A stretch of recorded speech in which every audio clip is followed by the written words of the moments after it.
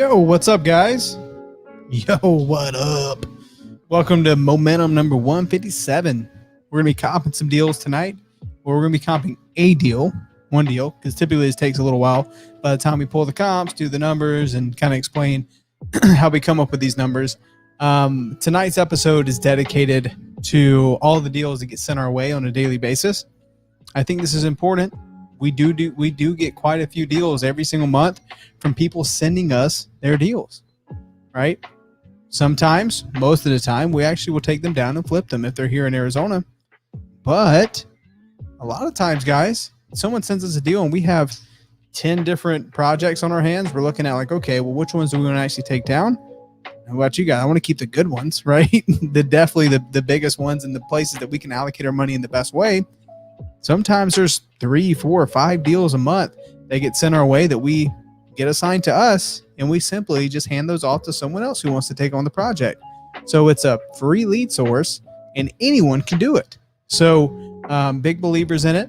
If you are not joining people's buyers list, you should be doing that.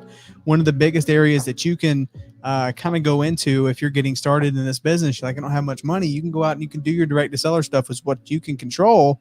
But also while you're doing that, you can tell people to send you their deals, right?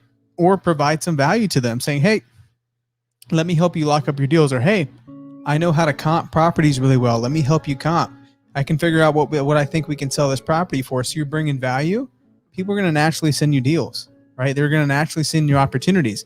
Plenty of times opportunities come my way and they're going to say, hey, Matt, like this seller, is really strange. I'm having a tough time with it. Great. What's the best value I can give? I can go to that appointment. I can lock it up for that wholesaler and we can split it. Right. And then, otherwise, number one, the wholesaler wouldn't get the deal either way. If they continue to try to do it on their own, maybe they would, maybe they won't. I don't know. But ultimately, one of the best values I can give is like, hey, let me help you lock it up. I think a lot of times I talk to people that are a little entitled with like, nah, just send me your deals. We'll buy your deals, knowing that they're going to daisy chain. I hate that. But at the same time, if we get our money, I'm happy. If we say we want to sell a deal for X amount and we get that money, I don't care what you do after that. So free lead source, you guys should be talking to real time people who are really doing deals in your market. And one of the biggest areas are people who are just getting started. The best resource you can provide to them is, hey, if you've been doing this for a little while, you now have connections with probably some bigger wholesalers, some bigger buyers that maybe you don't have the buyers, but someone else does, right? Maybe you don't have all the buyers in the world, but there's a Keegley in your market, or there is, some other big hitters that does a lot of deals. Great. You have their dispo at your disposal. So you're just the intermediary between new wholesaler getting started, help them find a buyer. You end up selling it to a bigger dispo company, even if it's not the actual end fix and flipper. Well, the wholesaler makes money. They're stoked. You get a little money in between and you're the procuring cause for the deal. So don't sleep on these opportunities. I know when I first got started, I was just direct to seller, got to do it, door knock, all these things. And then as I slowly, as that business kind of slowly built up, I realized that there was a tremendous amount of opportunity from my experience. And you guys who are watching, you're probably starting to get some experience. You can provide a tremendous amount of value to someone and help them lock up deals, help them comp them, help them push them to dispo and help them sell, do some JVs. Like, it is free, absolutely free. So with that, be reasonable, right? Don't expect people to 50-50 with you when you haven't paid any marketing costs and you haven't done the actual acquisition. Okay. You can still get a little $3,000, $5,000, $6,000, $10,000 spread just from being that procuring cause between wholesaler to end buyer. Okay. So don't sleep on these deals. If you're not joining people's buyers list, what I recommend is setting up a dummy account, a dummy email, and using that email and joining everyone's buyers list. Right. You're going to get a lot of deals sent your way. Most of them are going to be crap, but you're going to have some great ones come through. So this episode is dedicated tonight to a possible crap deal. What's going on, guys? I just want to underwrite one with you guys to see like, hey, this is what gets sent our way and this is what you can expect. Even with the numbers, like wholesalers will try to sell their deals at a ridiculous number. Sometimes they're like, ARV 400,000 asking price. 290, and you're like, okay, that's pretty good. You go do the comps, and the ARV is like really 300, and they're asking 290. It's like, come on. Someone needs to teach these wholesalers how to underwrite. You guys are here, so you're going to have all the knowledge you need. So if there's people in your market that you can squat up with, if there's folks in the greater area, whatever area that you are marketing and trying to start your real estate investing business, I guarantee there is some value you can provide to someone. Okay. The understanding, like knowing how to underwrite deals, this is a tremendous skill that's going to set you guys apart. So let's look at this one. I have not looked at this one at all. I was literally in the middle of, I was in the gym earlier, got this deal sent my way. It's like, okay, well, I told them like, hold off. Let me look at it tonight. I'll get back to you first thing in the morning. They're like, okay, cool. So we'll know if it's a good deal or a crap deal. But I first wanted to go into the importance of at least joining people's buyers list so you find opportunities. Again, most of the time, they're going to be no. They're going to be no. But like if we get sent, on a monthly basis, we probably get sent over 200 deals, maybe more. Of those 200, I'd probably say conservative 250. Of those 250, 5 or 6 might actually be deals. Maybe, right? So a small percentage, but you still have to do your due diligence and say, well, this is a free lead. So how can I maximize this opportunity? And even if it's not a deal for you, it's a great learning lesson for that wholesaler. And it's a great opportunity for you to build a relationship and not be like, oh, you suck. You can't do your numbers. This is horrible. It's a great opportunity for you to reach out to the wholesaler and say, hey, here's some comps that I had on it. So I'm probably not the right fit on this one, but next time something comes up, please keep me in mind. I'm definitely looking to buy something, right? I'm definitely looking for more opportunities, but it's a great opportunity for you to start building that relationship with a wholesaler. Just be real, man. That's all you got to do. So let's look at this opportunity here. So I'll show you guys the photos. This property is very interesting. It was sent. Wholesaler says this property on the mark ARV is worth he said 395. Okay. It's pending right now. Okay. I know the contract fell through, but it's pending right now. He sent it to me for 295, and then he said he can do 285. So that doesn't get me very confident in this deal. Listed at 315, where everybody's eyes are on it. Let's see what we got. Okay, so let's look at our main characteristics here. You guys know what the deal is. Typically, I will look at Zillow, and I'll also pull it up on Propstream. You guys can already see that I already have it up on both. I do have an affiliate link for Propstream. If you guys are going to sign up, you feel free to use that link. It at least gives you a free week, and then you can cancel if you don't like it. But it's definitely a tool we use nationwide. So 1,500 is a little over 1,500 square feet. So actually it's closer to 1,600, but there's a good chance there's some model matches. Main features is we have a 2-car garage. Okay, see what else we got. Let's go through these photos. Okay, so we have a block construction, super dated tiles, carpet, super dated kitchen. At least it's clean.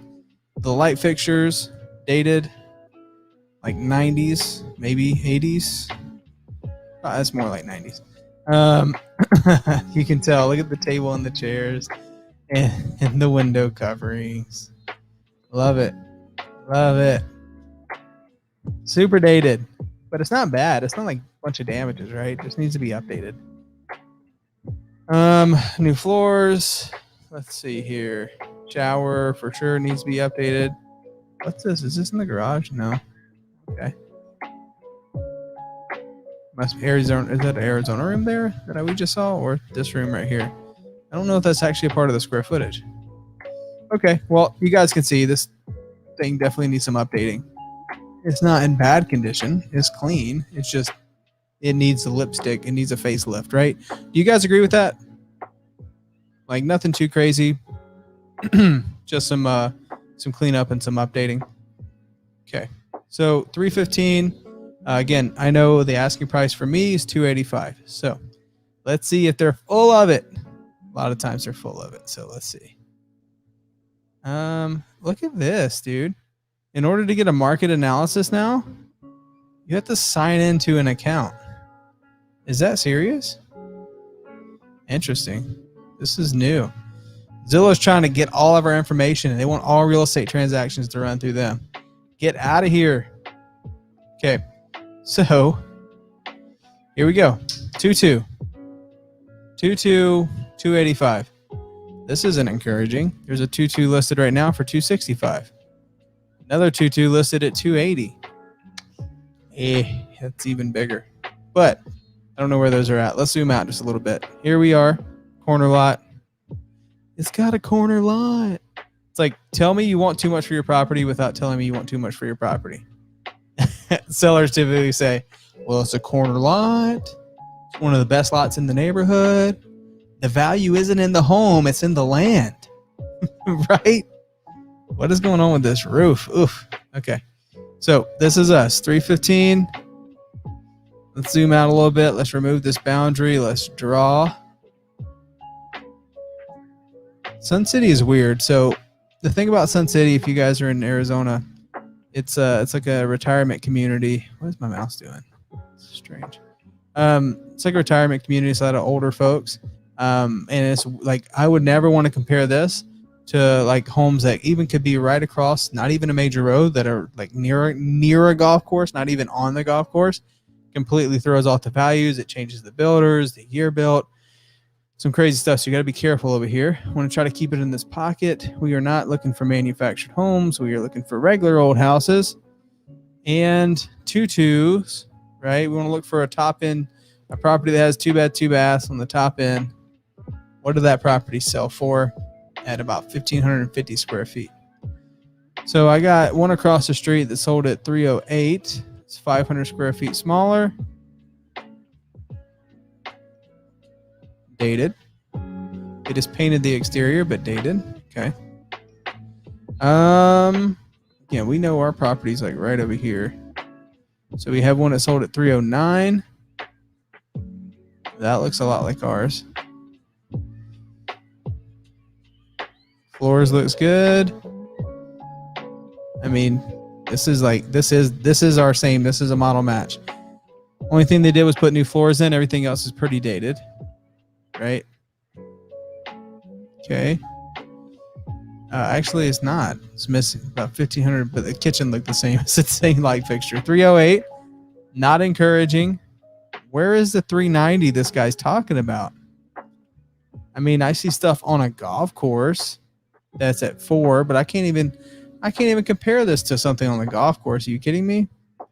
Let's see. How long ago? Let's take it from 6 months to 90 days.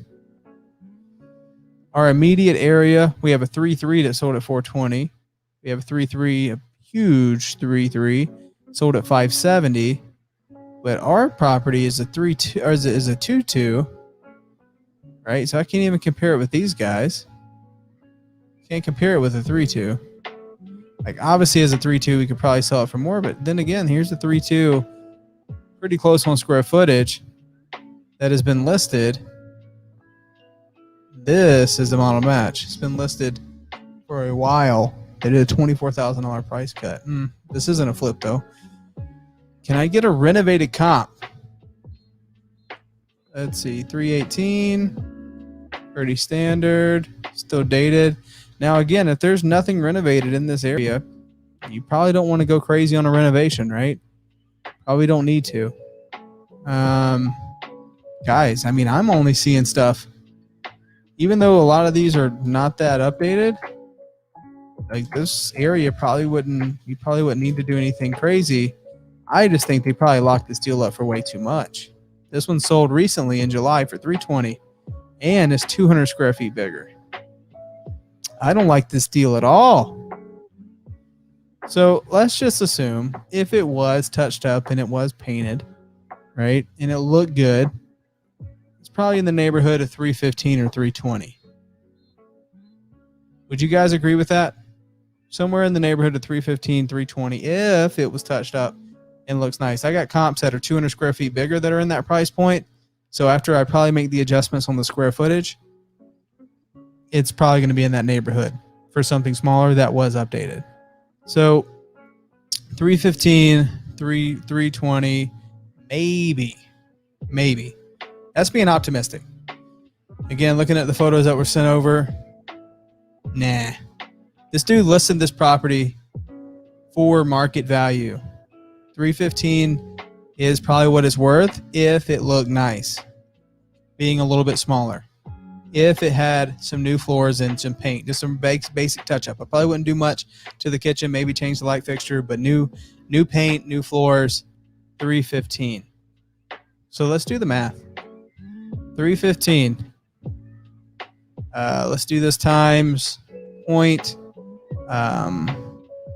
What did we say last night? It's got 1% closing cost, 2.5% for an agent, so 0.965 minus our listing commission.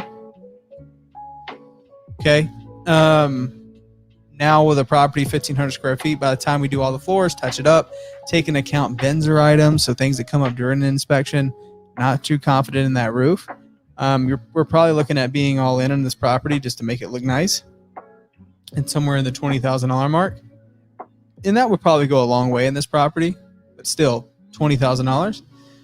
Or if we have $300,000 on the line, we like to make at least $30,000. Okay. Now, what is our money cost on this? We did the math on a similar property yesterday, so I can tell you right now it's at around $9,000 because this can be like a 3-month turnaround. So I can subtract. This is our money cost, guys, which is the cost of actually funding the deal and the renovations. We have to pay interest-only payments. So that's what that $9,000 is. So we need to buy this deal for around $240,000 to make it a deal. We can massage the numbers a little bit. Maybe we're okay with making 25, right? But still, 315 was kind of optimistic. Want to be conservative. If you always underwrite conservative, you can make sure you never lose. There's so many fix and flippers out here. So many people that are in this game that lose money all the time, and they think that's just the name of the game. You never know what you're going to get. So sometimes you win, sometimes you lose. Well, if you always underwrite and you learn how to say no more often, you're going to make sure that you don't lose. Maybe you take down less flips. There's some people getting super lucky because they're banking on appreciation, but it's all those people that banked on appreciation that lost their ass in 2008, 2009. Okay. So we want to be conservative here, especially as we get closer to the end of the year. These projects that take 3, 4, or 5 months turnaround, want to be conservative. So $240 would be our purchase price. So with that being said, do you guys think this is a deal? Obviously not, right? Send it out like as if he was doing me a favor. We'll give it to you for $285. Like, come on, no way. But honestly, like from their numbers, the deals always seem super promising. Like, I don't know why they do this. It's such a waste of time. It makes me want to remove you. Actually, I probably will. I'll remove this person from our list. I don't want to get any more deals from you because clearly you can't do your numbers. Or I'll have someone on my team say, hey, I'm going to reach out and say, hey, look, here's some actual comps on this one. Send us some more. But look, I just get sick and tired of it. I see it all the time. So many opportunities. Like I said, 250 to 300 deals get sent our way every single month. Again, 250 is probably more realistic. But, I mean, of the 250, we typically only get like, 5 deals from that, maybe. If people would just underwrite their deals better, because just now think about this. Think about this. If you have that many deals under contract that are too much, a good deal will sell in the first 24 hours. Always. First 24 hours, 48 hours, your good deal is going to be like, boom, easy done. So if you're still trying to sell your deal weeks later, you probably locked it up too high. So now think about that. You have 22, like of the ones that get sent our way, there's 245 other deals that are way too much. That's 245 homeowners that were promised they would be selling their property at a certain price that are getting canceled on, leaving a bad taste in people's mouth, right? And it's a real black eye on the industry. Why do you think people don't like wholesalers? Because they do stuff like this.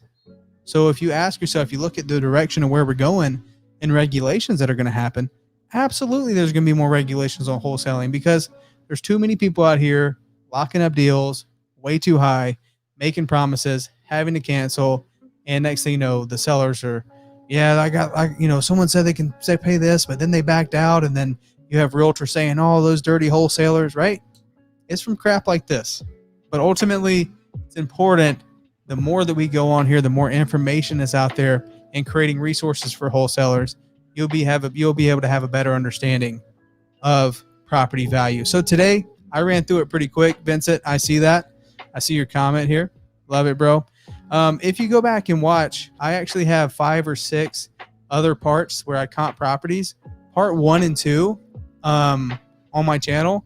If you go back and watch, I actually have a comping cheat sheet, and I'm happy to give that to you. If you want it, just send me an email, mattbeard@startvirtual.com.